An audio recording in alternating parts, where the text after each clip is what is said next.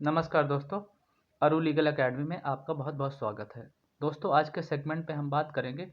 कि जो कब्ज़ा होता है, जैसे किसी व्यक्ति ने किसी भी ज़मीन पर कब्ज़ा कर लिया है, तो उसके बारे में सुप्रीम कोर्ट ने क्या कहा है और क्या जजमेंट दिया है कि यदि किसी व्यक्ति ने कब्ज़ा कर लिया है, तो क्या वो जो कब्ज़ा करने वाला व्यक्ति है उस पे कब्ज़ा पा सकता है या नहीं, और कब्ज़ा कितने तरीके का दोस्तों होता है, आज इस बारे में बात करते हैं। लेकिन वीडियो को स्टार्ट करने से पहले दोस्तों, मैं आपसे एक निवेदन करूंगा कि आप मेरे चैनल पर नए हैं, चैनल को पहली बार देख रहे हैं वीडियो को, तो कृपया चैनल को सब्सक्राइब करके बेल आइकन प्रेस कर लीजिए। और वीडियो आपको अच्छा लगे, जानकारी आपको पसंद आए, तो लाइक बटन भी दोस्तों प्रेस कर दीजिए। तो चलिए बिना देर के हुए दोस्तों वीडियो को स्टार्ट करते हैं। दोस्तों, जो हमारे देश में कब्जा का कानून है, आपने सुना होगा, बहुत सारे लोग इस तरह की परेशानी को फेस कर रहे हैं। तो जो कब्जा कानून है उसके बारे में सुप्रीम कोर्ट ने क्या कहा है और उसकी क्या गाइडलाइन है। कब्जा करने पर जो व्यक्ति कब्जा करता है क्या उसकी संपत्ति हो जाती है या नहीं हो जाती, और कब्जा कितने तरीके का होता है। तो दोस्तों, जो कब्जा होता है, एक तो होता है हमारे देश में अनुकूल कब्जा। अनुकूल कब्जा दोस्तों उसको बोलते हैं जैसे जिस व्यक्ति की वो प्रॉपर्टी है, मान लीजिए जिस व्यक्ति का वो प्लॉट है या ज़मीन है, वो ज़मीन खेती की भी हो सकती है। तो अगर उस व्यक्ति का जिसका टाइटल है उस प्रॉपर्टी पर, मान लीजिए उस व्यक्ति के पास जिसने भी कब्जा किया है या करना चाहता है, अगर उसके पास उस प्रॉपर्टी के जो ज़मीन है उसके डॉक्यूमेंट हैं, तो उसको बोलते हैं अनुकूल कब्जा। यदि वो कब्जा करना चाहता है या कब्जा है उसका, तो वो अनुकूल कब्जा होता है। लेकिन दोस्तों, कई बार इस तरीके का अगर उस व्यक्ति ने कब्जा नहीं किया, कई बार क्या होता है कि खेती की ज़मीन को कुछ लोग पट्टे पर दे देते हैं, किसी शहर वगैरह में रहते हैं और पट्टे पर दिए रहते हैं, लेकिन धीरे धीरे वो व्यक्ति क्या करता है, उस प्रॉपर्टी पर खुद का कब्जा कर लेता है जो व्यक्ति लिए रहता है। या कई बार जिसके बगल में खेत है, वो धीरे धीरे मेड़ को तोड़कर अपने खेत में मिला लेता है काफ़ी हिस्सा, और वो भी प्रॉपर्टी कब्जा कर लेता है। तो कई बार इस तरह से भी होता है। तो जैसे जो अनुकूल कब्जा होता है, जिस व्यक्ति के पास प्रॉपर्टी के डॉक्यूमेंट है, अगर उसने कब्जा किया है या करना चाहता है, तो उस कब्जे को अनुकूल कब्जा बोलते हैं। लेकिन जो प्रतिकूल कब्जा दूसरा कब्जा होता है, प्रतिकूल कब्जा, तो प्रतिकूल कब्जा दोस्तों ये होता है जैसे किसी व्यक्ति की कोई प्रॉपर्टी है और वो खाली पड़ी हुई है या उसमें खेती हो रही है, किसी व्यक्ति ने, अगर वो व्यक्ति ध्यान नहीं दे रहा जिसकी प्रॉपर्टी है, जिसके पास डॉक्यूमेंट है, उसके बिना जानकारी में कोई व्यक्ति कब्जा कर लेता है। कई बार क्या होता है कि वो व्यक्ति जानकर भी उसमें ध्यान नहीं देता, उस पे वक्त भी कब्जा हो जाता है, कोई कानूनी कार्रवाई ना करने पर कोई व्यक्ति कब्जा कर लेता है। लेकिन कई बार दोस्तों वो व्यक्ति शहर में रहता है या वो ध्यान नहीं दे पाता, किसी व्यक्ति के द्वारा कब्जा कर लिया जाता है। तो दोस्तों, जो अगर कोई व्यक्ति किसी दूसरे की प्रॉपर्टी जो नाम की होती है उसमें कब्जा कर लेता है, तो उसको प्रतिकूल कब्जा बोलते हैं। तो प्रतिकूल कब्जा के बारे में भी कानून है दोस्तों, उसमें भी कुछ, अगर जो व्यक्ति कब्जा करता है तो उसके कुछ अधिकार दिए गए हैं कानून में कि वो जो प्रतिकूल कब्जा होता है उसमें किस प्रकार से वो व्यक्ति कब्जा करने के बाद कितने समय बाद मालिक बन सकता है। तो दोस्तों, अगर कोई व्यक्ति प्रतिकूल कब्जा करता है तो कानून में दोस्तों उसका भी कुछ अधिकार दिया गया है। अगर वो व्यक्ति जो प्राइवेट प्रॉपर्टी है उसमें 12 वर्षों से लगातार कब्जा किया हुआ है, और उस कब्जा करने के बाद उस व्यक्ति ने दोस्तों उसमें घर वगैरह बना लिया है, या पानी का बिल या बिजली का बिल वगैरह, न्यायालय में वाद ला सकता है मालिक बनने के लिए, अपने टाइटल को लाने के लिए। अगर न्यायालय से वो जीत जाता है केस को, वहाँ से उसको फैसला जो आता है उसके फेवर में आता है, तो वो मालिक बन सकता है प्रतिकूल कब्जा के आधार पर। लेकिन दोस्तों, इस समय जो जजमेंट आ रहे हैं, अगर जिस व्यक्ति जो ने जो प्रॉपर्टी है उसका टाइटल अगर व्यक्ति के पास है, तो सुप्रीम कोर्ट ने जो जजमेंट दिया है, मोतीराम का जजमेंट भी है, आप जानते होंगे या नहीं जानते तो आप नेट से जजमेंट को निकाल कर पढ़ सकते हैं दोस्तों। तो मोतीराम के जजमेंट में ये कहा है कि अगर किसी व्यक्ति ने किसी दूसरे की प्रॉपर्टी जो नाम की प्रॉपर्टी है, उसकी पुश्तैनी संपत्ति है या उसने खरीदी है और उसके नाम से टाइटल है, उस पर कब्जा करता है, तो वो कब्जा करने वाला व्यक्ति उस प्रॉपर्टी का मालिक नहीं बन सकता। और सुप्रीम कोर्ट ने भी गाइडलाइन दी है कि जिस व्यक्ति की प्रॉपर्टी है और जिस व्यक्ति के पास उस प्रॉपर्टी के डॉक्यूमेंट हैं, वही उसका असली स्वामी होगा। लेकिन दोस्तों कई बार क्या होता है कि जो प्रॉपर्टी होनी चाहिए उसका जो मालिक अपने आप को बता रहा उसके डॉक्यूमेंट हैं, लेकिन कई बार ये भी होता है जिसने कब्जा किया है अगर वो ये कह रहा कि इस प्रॉपर्टी को, जो बोल रहा कि मेरी प्रॉपर्टी है, जो कागज़ दिखा रहा वो कागज़ असली नहीं है, वो कागज़ झूठे दिखा रहा। लेकिन उसके कहने से दोस्तों नहीं हो जाएगा कि वो व्यक्ति ये कह रहा है कि ये जो डॉक्यूमेंट है ये असली नहीं है। उसको कोर्ट में वाद लाना पड़ेगा,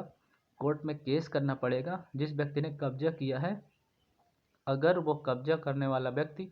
कोर्ट में केस लाता है, जो भी वहाँ पे एसडीएम कोर्ट होगा वहाँ पर एक वाद दायर करना होगा, और वहाँ पर वाद में जैसे ही डॉक्यूमेंट चेक किए जाएंगे कि वो प्रॉपर्टी किसके नाम थी शुरू में,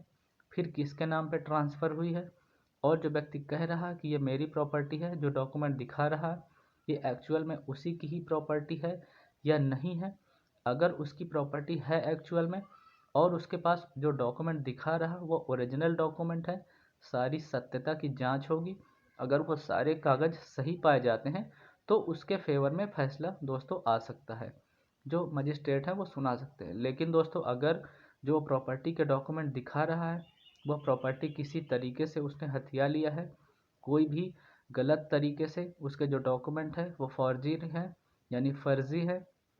तो दोस्तों उस व्यक्ति के ऊपर आईपीसी के अंतर्गत और सीआरपीसी के अंतर, जो सीआरपीसी है वो उसके अंतर भी कार्रवाई होगी, और जो आईपीसी है हमारी आईपीसी की जो धारा है 420 यानी 420 के अंतर्गत ऐसे व्यक्ति को दंडित किया जा सकता है, क्योंकि उसने दोस्तों जो किया है वो फ्रॉड किया है और फर्जी तरीके से डॉक्यूमेंट बनाए हैं उस प्रॉपर्टी के, तो वो साबित नहीं कर पाएगा और दोस्तों उसको कोर्ट के द्वारा दंडित भी किया जा सकता है। तो अगर किसी व्यक्ति ने कोई भी प्रॉपर्टी को ये बता रहा कि ये प्रॉपर्टी मेरी है और वो असल स्वामी है, तो उसको फेवर में जजमेंट आ सकता है, कोर्ट उसको प्रॉपर्टी दे सकती है। लेकिन दोस्तों अगर उसने किसी तरीके से गलत तरीके से कोई डॉक्यूमेंट बनवा लिया है तो वो दोस्तों इस तरह के मामले में फंस जाएगा, क्योंकि उसने गलत तरीके से डॉक्यूमेंट बनवाए हैं। और दोस्तों हमारे देश में जो कानून है वो स्पेसिफिक रिलीफ एक्ट का कानून है इस तरह के मामलों में। तो जो स्पेसिफिक रिलीफ एक्ट का जो कानून है उसकी जो धारा 5 है वो प्रॉपर्टी के टाइटल के बारे में बात करती है। अगर दोस्तों उस व्यक्ति के पास जो कह रहा कि ये प्रॉपर्टी मेरी है, अगर उस प्रॉपर्टी का टाइटल उस व्यक्ति के पास है, यानी उस व्यक्ति के पास जो डॉक्यूमेंट है उसका नाम है उसमें, और वो डॉक्यूमेंट जो है वो सही है, बिल्कुल उसके दस्तावेज बिल्कुल सत्य हैं, तो वो कोर्ट में जाकर, जिस व्यक्ति ने उसकी प्रॉपर्टी पर कब्जा किया है, तो वो कोर्ट में जाकर मुकदमा आप करना होगा, कोर्ट में जाकर मुकदमा कर सकता है और अपनी संपत्ति को पाने के लिए सारे डॉक्यूमेंट दिखाएगा। तो जैसे ही डॉक्यूमेंट चेक होंगे उसके आधार पर फैसला दे दिया जाएगा। तो सुप्रीम कोर्ट की जो दोस्तों गाइडलाइन है, जो जजमेंट दिया है, उसमें यही दिया है कि जो व्यक्ति कब्जा किया हुआ है उसके कब्जा करने से प्रॉपर्टी उसकी नहीं हो जाएगी। जिस व्यक्ति के पास उसके असली डॉक्यूमेंट हैं, यानी जो प्रॉपर्टी का असली वारिस है या असली जो संपत्ति का मालिक है, उसी को ही उस प्रॉपर्टी का मालिक माना जाएगा। तो सुप्रीम कोर्ट ने ये गाइडलाइन दी है दोस्तों। लेकिन कोर्ट में देखा जाएगा कि प्रॉपर्टी का जो मालिक है उसके नाम से, जो नाम वो बता रहा वो किस प्रकार से उसके नाम आई है। जैसे उसने बीच में तो कहीं नाम कोई भी गड़बड़ करके तो नहीं जुड़वा लिया, तो अगर उसकी प्रॉपर्टी पुश्तैनी है, मान लीजिए उसके पिता के नाम की संपत्ति थी, फिर उसके नाम पे आई है और उसकी संपत्ति जो है ओरिजिनल है, कोई भी उस पर हस्तक्षेप उसने नहीं किया, प्रॉपर्टी जो है उसके जो डॉक्यूमेंट सारे सही हैं, ये सब कोर्ट के द्वारा चेक किया जाएगा।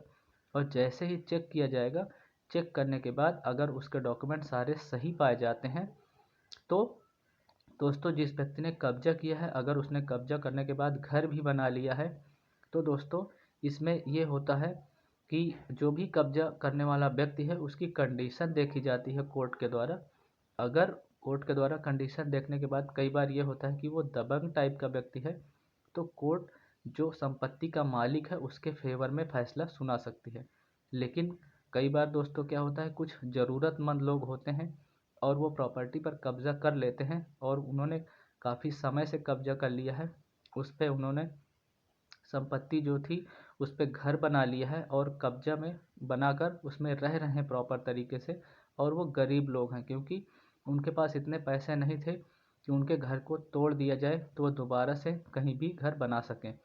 दोस्तों, कोर्ट इस तरीके की कंडीशन को देखते हुए कई बार उनके पक्ष में भी फैसला सुना सकती है। तो लेकिन जो सुप्रीम कोर्ट की जो गाइडलाइन है दोस्तों, जो जजमेंट है मोतीराम का, उसमें ये कहा गया है कि अगर कोई व्यक्ति किसी दूसरे व्यक्ति की प्रॉपर्टी पर कब्जा करता है तो कब्जा करने के आधार पर वो मालिक नहीं बन सकता। सुप्रीम कोर्ट ने ये जजमेंट भी दिया हुआ है और ये गाइडलाइन भी दी हुई है। तो दोस्तों, लेकिन कब्जा करने वाला कई बार, जैसे मैंने बताया,